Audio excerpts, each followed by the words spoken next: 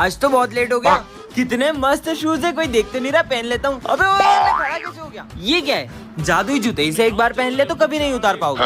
अभी उतार दूंगा इनको तो मैं। अबे तेरी। अच्छा, अगर मैं जूते पहन के बैठ ही नहीं सकता तो उतारूंगा कैसे? क्या मुसीबत है। हाँ, 500 का नोट।